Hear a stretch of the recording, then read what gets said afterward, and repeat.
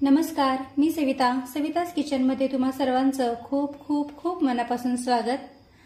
आज आपण खमंग खुसखुशीत तोंडात टाकताच विरघळतील असे गव्हाच्या पिठाचे लाडू बनवणार आहोत। चवीला हे लाडू एकदम मस्त लागतात। शिवाय यामध्ये आपण साखरेच्या ऐवजी गुळाचा वापर केलेला आहे, त्यामुळे हे लाडू एकदम पौष्टिक बनून तयार होतात। चला तर गव्हाच्या पिठाचे पौष्टिक लाडू कसे बनवायचे ते पाहूया। तर इथे मी 1 वाटी गव्हाचं पीठ घेतलेलं आहे। आता सगळ्यात आधी गॅसवर कढई गरम करून घेऊया आणि कढईमध्ये अर्धी वाटी तूप टाकूया।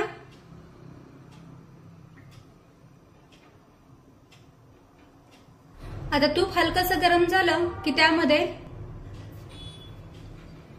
थोडेसे काजू आणि बदाम तळून घेऊया। गॅसची फ्लेम अगदी मंदच ठेवायची आणि मंद आचेवर हे काजू बदाम हलकेसे तांबूस रंगावर परतून घेऊया।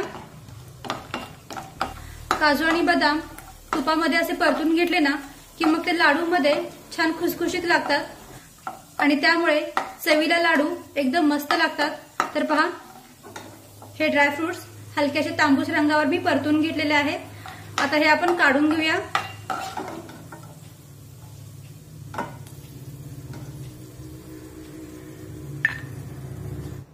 आता काजू बदाम कढईतून काढल्यानंतर या तुपामध्ये 1 वाटी गव्हाचं पीठ टाकूया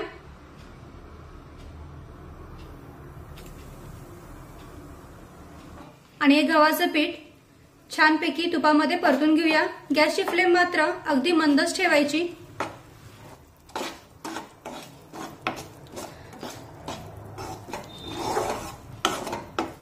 या पिठाला छान सुगंध येईपर्यंत आणि हे पीठ हलकसं तांबूस रंगावर येईपर्यंत हे पीठ आपण परतून घेऊया। आणि आता बरोबर 10 ते 12 मिनिटे झालेली आहेत। अगदी मंद आचेवर हे पीठ मी भाजून घेतलंय। हे पहा, पिठाचा हलकासा रंग बदललेला आहे आणि पीठ भाजलेल्याचा खूप छान सुगंध येतोय। आता यामध्ये अर्धी वाटी गूळ टाकूया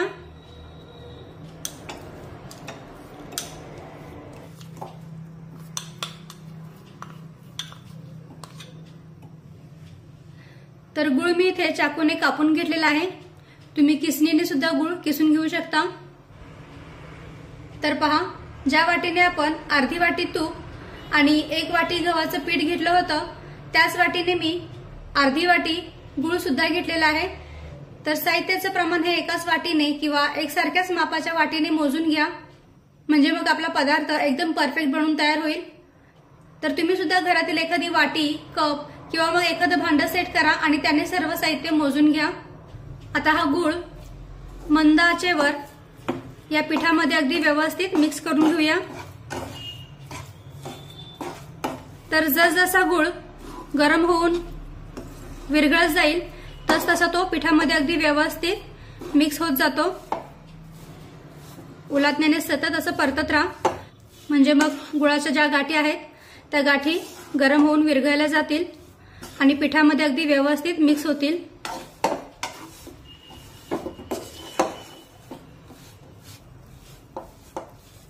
तर पहा, गुळाच्या गाठी पिठामध्ये बिलकुल राहिलेल्या नाहीयेत, पूर्णपणे त्या विरघळलेल्या आहेत, पिठामध्ये अगदी व्यवस्थित मिक्स झालेले आहेत। आता यामध्ये अर्धा चमचा वेलदोडे पूड टाकूया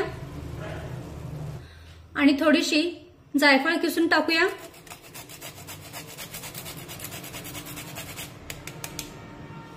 मिक्स करून घेऊया। जायफळ घातल्यामुळे गुळाच्या प्रत्येक पदार्थाला खूप छान चव येते, त्यामुळे जायफळ ही अगदी आठवणीने टाकायची। तर आता वेलदोडे पूड आणि जायफळ या मिश्रणामध्ये व्यवस्थित मिक्स करून झाल्यानंतर गॅस बंद करूया आणि हे मिश्रण हलकसं थंड करून घेऊया। तर पहा, हे लाडूचं मिश्रण हाताला सोसवेल इतपत मी कोमट करून घेतलेला आहे।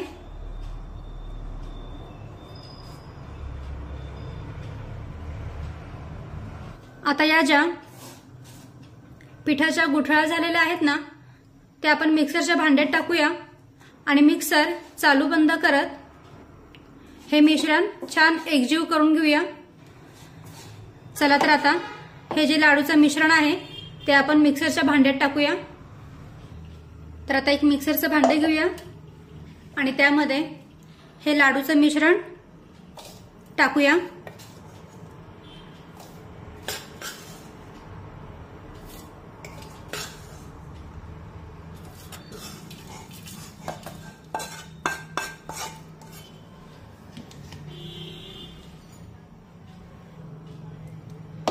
तर पहा,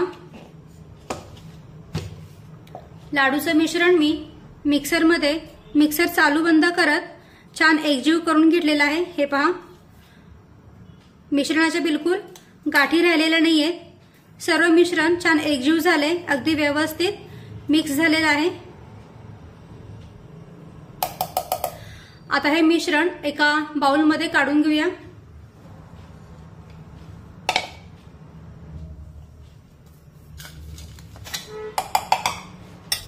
आता या मिश्रणामध्ये हे जे सुरुवातीला आपण काजू बदाम तळून घेतले होते ते या मिश्रणामध्ये टाकूया। सर्व व्यवस्थित मिक्स करून घेऊया। आणखीन छान बाइंडिंग येण्यासाठी यामध्ये आपण थोडंसं वरून तूप टाकूया।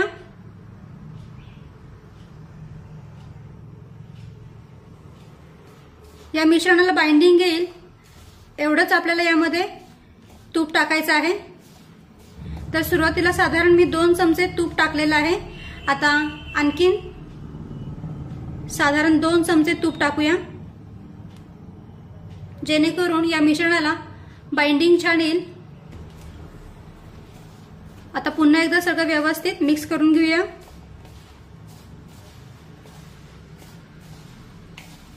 तर सर्व साहित्य अगदी व्यवस्थित मिक्स करून झाल्यानंतर या मिश्रणाचा आपण लाडू बनवून पाहूया।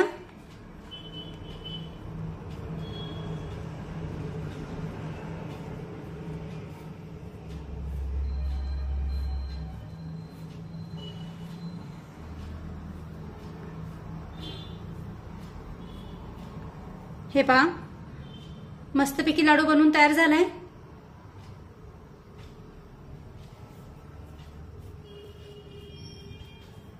म्हणजे या मिश्रणाला बाइंडिंग व्यवस्थित आलेलं आहे। तर सगळ्यात सुरुवातीला आपण 1 वाटी गव्हाचं पीठ भाजून घेण्यासाठी अर्धी वाटी तुपाचा वापर केला होता। त्यानंतर या मिश्रणाला बाइंडिंग व्यवस्थित येण्यासाठी वरून मी 3 ते 4 चमचे तूप टाकलेलं आहे। तर पहा किती मस्त लाडू बनवून तयार झालाय। छान चमक आलेली आहे लाडूला, छानपैकी याला बाइंडिंग आलंय।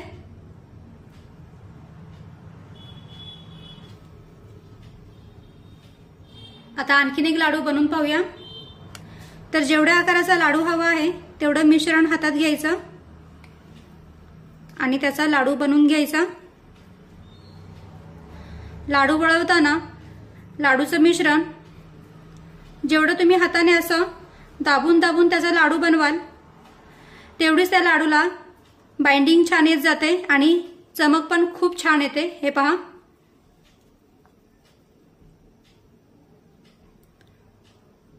मस्तपैकी हा सुद्धा लाडू बनवून तयार झालाय।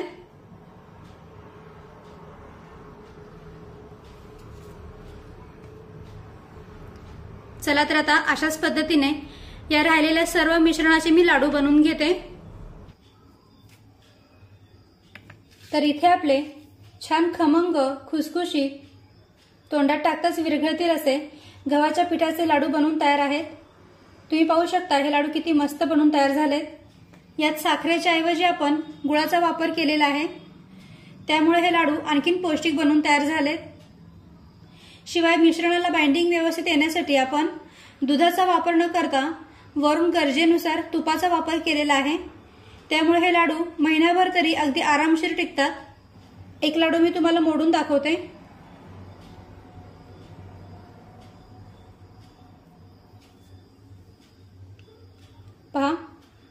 छान खमंग आहेत, खुसखुशीत आहेत आणि छान दाणेदार सुद्धा आहेत।